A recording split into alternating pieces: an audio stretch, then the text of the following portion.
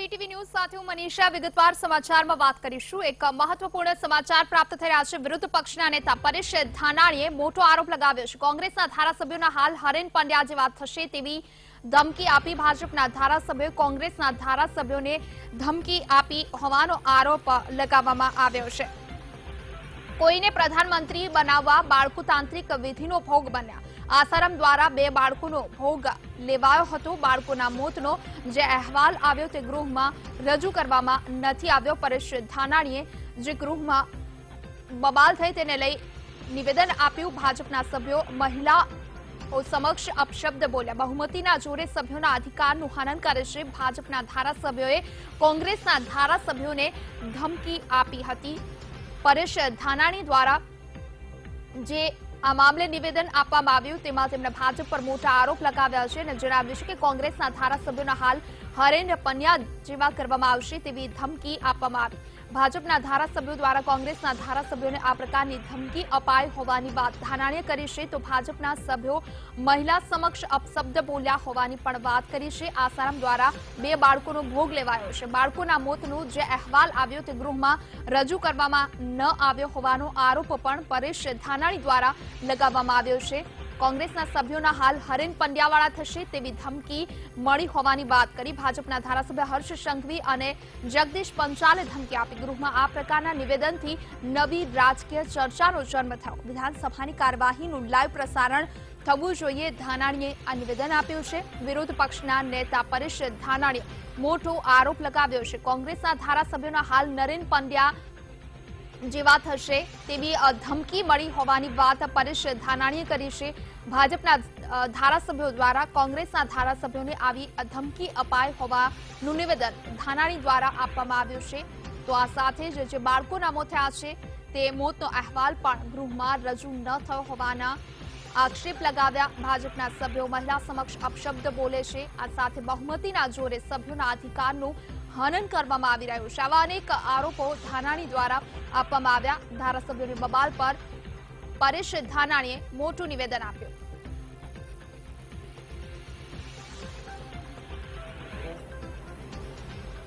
એ સરકારની સફળતા અને નિષ્ફળતાઓ અંગે ખુલ્લા મને ચર્ચા કરવા માટેનો ફ્લોર છે અને એક જવાબદાર વિપક્ષ તરીકે વિધાનસભા ગૃહની શરૂઆત થઈ એ 19 ફેબ્રુઆરીથી સતત આજ દિન સુધી ભાજપના સતત 22 વર્ષના શાસનમાં જે નિષ્ફળતાઓ ઉડીને આંખે વળગતી હતી એના તરફ સરકારનો ધ્યાન આકર્ષિત કરવાનો પ્રયાસ કર્યો। ચર્ચામાં ભાગીદાર થવાનો પ્રયાસ કર્યો। કમનસીબે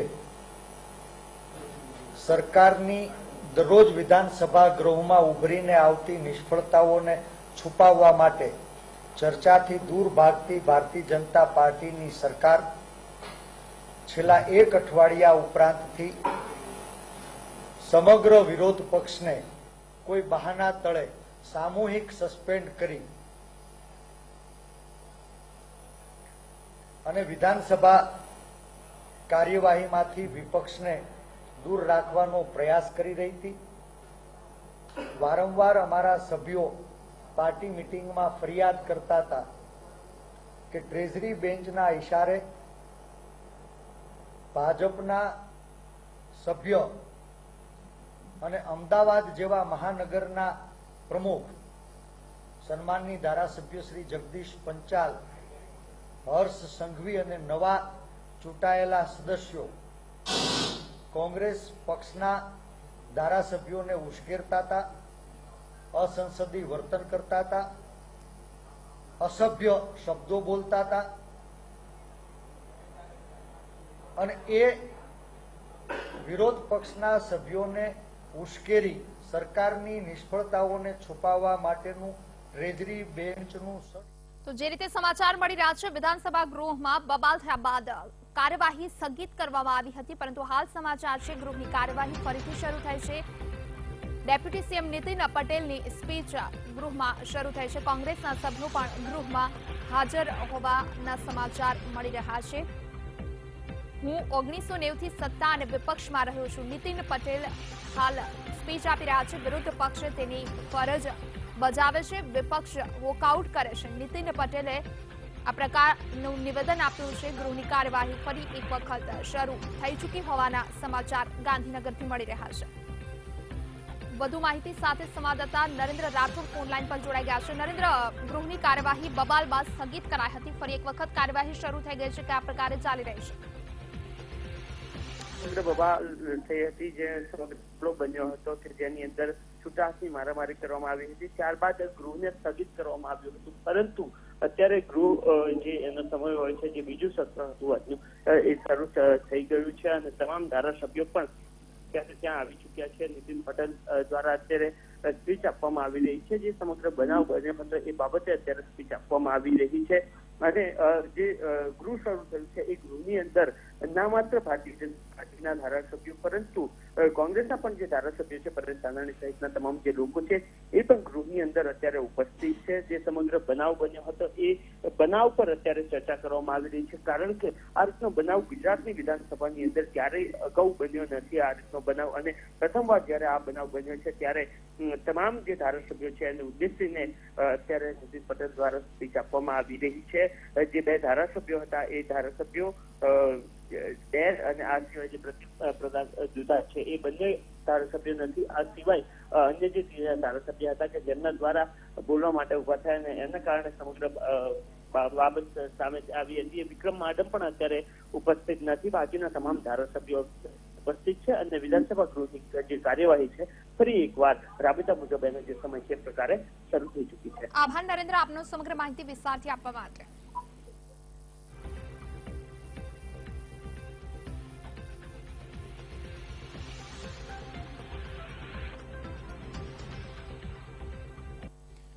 ગુજરાતની ગરિમા ગણાતી વિધાનસભા ગૃહમાં ધારાસભ્યોએ મારામારી કરી છે. કોંગ્રેસ અને ભાજપના ધારાસભ્યો વચ્ચે મારામારી થઈ હતી. વિધાનસભા ગૃહમાં વિક્રમ માડમને બોલવા ન દેતા મામલો બગડ્યો હતો. વિક્રમ માડમને ન બોલવા દેતા પ્રતાપ દુધાતે જગદીશ પંચાલને માઇક માર્યો હતો. ત્યારે કોંગ્રેસના ધારાસભ્યોએ જગદીશ પંચાલને માર માર્યો હતો. ત્યારબાદ ભાજપના ધારાસભ્યોમાં રોષ જોવા મળ્યો અને ભાજપના ધારાસભ્યો અમરીશ ડેરને માર માર્યો હતો. આ દરમિયાન 8 ધારાસભ્યોએ વિધાનસભા ગૃહમાં છૂટા હાથે મારામારી કરી હતી.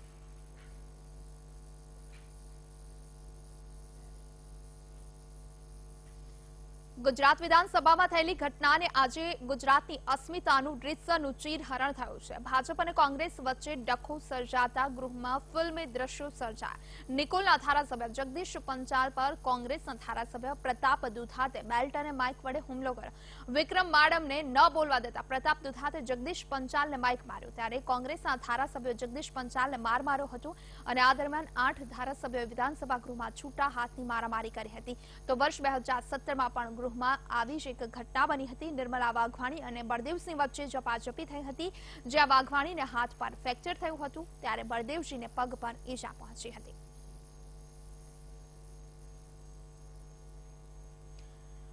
આજે જે ઘટના ગૃહમાં ઘટી છે ત્યારે આ પહેલા પણ 2017માં ગૃહમાં એક આવી જ ઘટના ઘટી હતી. નિર્મલા વાઘવાણી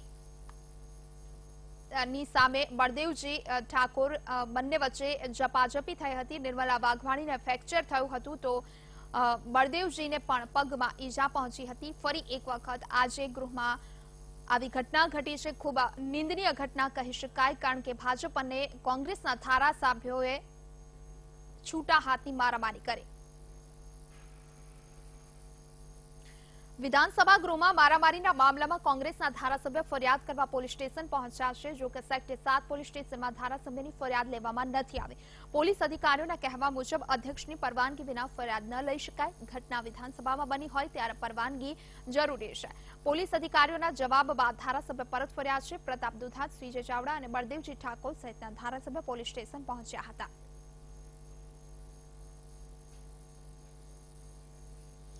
વિધાનસભામાં થયેલી ધમાલ બાદ જિગ્નેશ મેવાણી અને કોંગ્રેસના ધારાસભ્યોનું શું કહેવું છે તે પણ સાંભળે.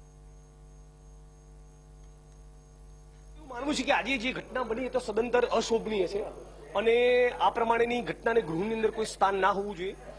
બંને પક્ષના લોકો એકબીજા સાથે છૂટા હાથની મારામારી કરી તો ફ્રેન્કલી કહું તો બંને પક્ષના ધારાસભ્યોએ આ મામલો થાળે પાડવાના પ્રયત્નો પણ કર્યા, પરેશ ધાનાણી સહિત કોંગ્રેસના પણ કેટલાક લીડર હતા, બીજેપીના પણ કેટલાક ધારાસભ્યો હતા જે બંને પક્ષના લોકોને શાંત પણ કરવાની કોશિશ કરતા હતા.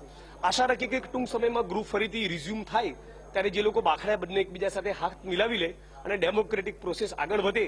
પણ ચિંતાજનક પ્રશ્ન એ છે કે દીપેશ અભિષેકના પ્રકરણમાં ડીકે ત્રિવેદી પંચની જે રચના થઈ અને જાણી બુજીને એમણે રિપોર્ટ ભાજપની સરકાર બીજેપીના નેતાઓ આ રિપોર્ટને ગૃહમાં રજૂ નથી કરતા, એના બેઝિસ ઉપર કોઈ એક્શન નથી લેતા અને ક્યાંક ને ક્યાંક આશ્રમના સંચાલકો અને આસારામ બાપુને છાવરવાની જે કોશિશ કરી રહી છે એના કારણે આખો મામલો બીચક્યો છે. જે રીતે માન્ય સભ્યશ્રી અમારા સિનિયર સભ્યશ્રી બોલવાનો પ્રયત્ન કરતા, માન્ય અધ્યક્ષશ્રી એમનો અધિકાર છે, માન્ય અધ્યક્ષશ્રી એ ચાહે ના બોલવા દે, પરંતુ એ પછી અમારા એક બીજા સભ્યશ્રી દ્વારા વિનંતી કરવામાં કે સાહેબશ્રી ટ્રેઝરી બેન્ચ કહે છે કે બોલવા દો, એ પછી ના બોલવા દેવામાં આવ્યા. પછી ભારતીય જનતા પાર્ટીના એક સભ્ય દ્વારા માબેન સામે કાઢી દેવામાં આવી, કારણ કે હું નજીક હતો અને માબેન સામે કાઢી દીધા પછી જે કંઈ બનાવ બન્યો બંને દુર્ભાગ્યપૂર્ણ છે. હું આના માટે નથી આવ્યો યાર, હું આ દ્રશ્યની અપેક્ષાથી વિધાનસભામાં નથી આવ્યો. જે પ્રમાણે સત્તા પક્ષમાંથી જે રીતે ગાડી ગલોચ કરવામાં આવે છે, જે પછીના જે બનાવ બને બંને બાજુ પણ એ જે રીતે ગાળો દેવામાં આવી, ખૂબ દુઃખી. ચર્ચાઓ ચાલુ હતી, એ ચર્ચા દરમિયાન અધ્યક્ષશ્રીએ એમને પોઈન્ટ ઓફ ઓર્ડર ઉઠાવવા ના દીધો. ભાઈને સસ્પેન્ડ કરવાનો ઓર્ડર થયો, એમની સાથે હું પણ બહાર નીકળવાનો પ્રયાસ કરતો હતો.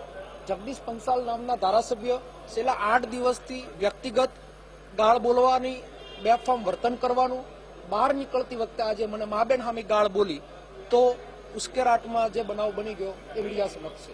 વ્યક્તિગત મને ગાળો બોલવાનું 8 દિવસથી એમનો પ્રયાસ ચાલુ જ હતો. રોજે ગાળો બોલતા હતા, રોજે હું એમને કહેતો હતો કે ગાળનું વર્તન રહેવા દો. એ હર્ષ સંઘવી આ બધા રોજે ગાળો બોલીને વર્તન બેફામ સદનની અંદર કરતા હતા. વિધાનસભા ગૃહમાં આજે જે ઘટના ઘટી છે ત્યારે વિધાનસભાની કાર્યવાહી થોડા સમય માટે સ્થગિત કરવામાં આવી હતી. ફરી એક વખત વિધાનસભાની કાર્યવાહી રાબેતા મુજબ શરૂ કરવામાં આવી છે. કોંગ્રેસ અને ભાજપના તમામ ધારાસભ્યો પણ ગૃહમાં હાજર છે અને કાર્યવાહી ફરી એક વખત શરૂ થઈ ચૂકી છે.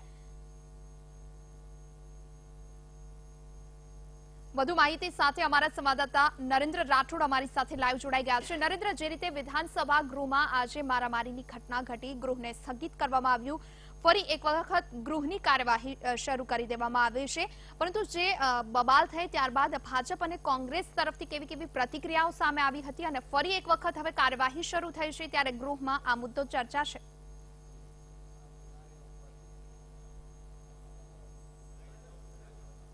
હજી ફરી એકવાર, કારણ કે જે સમગ્ર બનાવ બન્યો હતો, બબાલ થઈ હતી અને ત્યારબાદ આ ઘર્ષણ બાદ ફરી એકવાર ગૃહની કાર્યવાહી જે છે તે ફરીવાર શરૂ થઈ ચૂકી છે. જે 3 ધારાસભ્યો છે એ ગૃહની અંદર ઉપસ્થિત નથી, પરંતુ એ સિવાયના ચાહે પરેશ ધાનાણી હોય અને એમની સાથેના તમામ જે ધારાસભ્યો છે એ પણ ઉપસ્થિત છે અને અત્યારે ગૃહની કાર્યવાહી જે છે એ ફરીવાર શરૂ કરી દેવામાં આવી છે. અત્યારે નીતિન પટેલ દ્વારા એ જે સમગ્ર ઘટના બની છે એની અંદર કેટલી ગંભીર ઘટના છે, કારણ કે વિધાનસભા ગૃહની અંદર લાખો લોકોમાંથી એમને ચૂંટીને અહીંયા તેઓ પહોંચતા હોય છે, ત્યારે એમની કઈ રીતની ગંભીરતા દાખવવાની હોય છે, એમનું વર્તન કઈ રીતનું હોવું જોઈએ, એ સહિતની તમામ જે બાબતો છે એ બાબત પર ચર્ચા કરવામાં આવી રહી છે. એ તેઓ પોતે ખુદ આટલા જ્યારથી વિધાનસભા બની છે 1960 બાદથી અત્યાર સુધીમાં આ સૌથી વધારે જે ઘૃણાસ્પદ કહેવાય એ રીતનો બનાવ હોવાનું નીતિન પટેલ અત્યારે જણાવી રહ્યા હતા. ગૃહની અંદર અત્યારે એમની સ્પીચ ચાલી રહી છે. તેમનું જે ભાષણ છે એ પૂર્ણ થયા બાદ જે એનું પ્રત્યુત્તર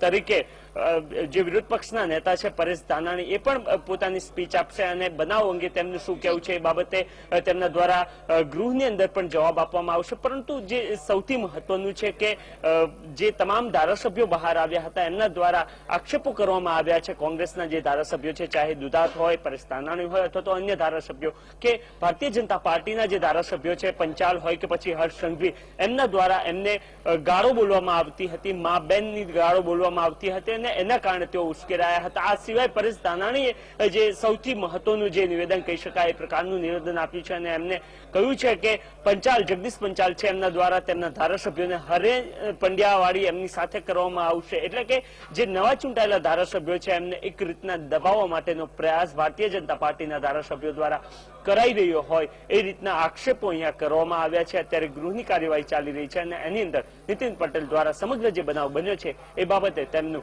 ભાષણ આપવામાં આવી રહ્યું છે. આભાર નરેન્દ્ર, આપનું સમગ્ર માહિતી વિસ્તારથી આપવા માટે. ફરી એક વખત ગૃહની કાર્યવાહી શરૂ કરી દેવામાં આવી છે અને નીતિન પટેલ દ્વારા સમગ્ર ઘટના અંગે માહિતી આપવામાં આવી રહી છે. વિધાનસભામાં મારામારી થયા બાદ નાયબ મુખ્યમંત્રીએ પ્રતિક્રિયા આપી છે અને આ દરમિયાન તેમણે કોંગ્રેસ પર આકરા પ્રહારો કર્યા હતા.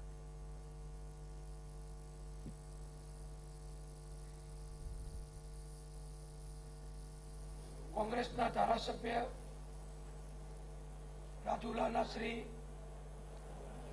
અમરીશભાઈ ડેર અચાનક ઉશ્કેરાઈને ઉભા થઈ ગયા.